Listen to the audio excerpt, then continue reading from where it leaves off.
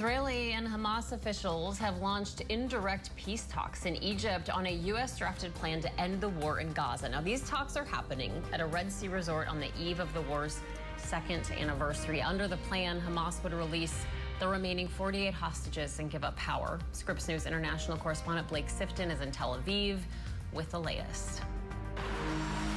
These indirect talks between Hamas and Israeli negotiators are expected to begin Monday evening after the Israeli delegation arrived Monday afternoon. Now, the Hamas delegation is led by chief negotiator Khalil El-Hayya. He survived the Israeli airstrike on the Hamas negotiating team in Doha, Qatar, in an attack that killed his son. Hamas earlier met with mediators from Qatar and Egypt. They apparently want guarantees from the mediators that once they've released the hostages, Israel will be made to honor the agreements that it makes. Now, these talks really come down to several key issues, which are setting the stage and the logistics for the ceasefire, the cessation of hostilities, which is the first thing that needs to happen before all else follows, as well as where Israeli forces will withdraw to ahead of the prisoner and hostage exchange, and which Palestinian prisoners will be released for Israeli hostages. Now, despite enthusiasm and optimism from many, including President Trump, there are still major obstacles that need to be overcome.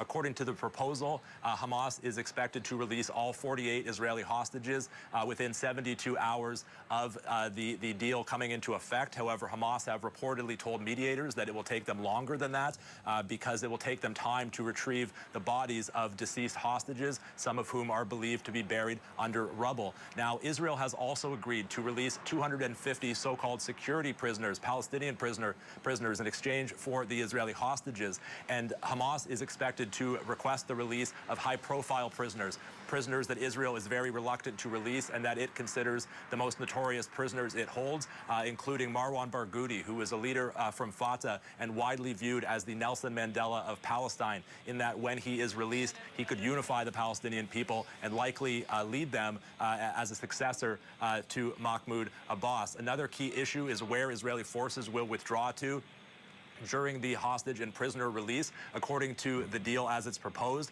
they would withdraw to where they were in August, which would still leave them in control of Palestinian population centers, and Hamas wants them to withdraw further to where they were in January, when they were not in control of most Palestinian population centers. The other major issue, of course, is Hamas disarming. That is a major demand, apart from the hostage being released, that is a major demand of the Israeli government and Israeli negotiators, and Hamas made no mention of their disarmament when they replied to President Trump and his 20-point peace proposal for Gaza. Blake Sifton, Scripps News Group, Tel Aviv.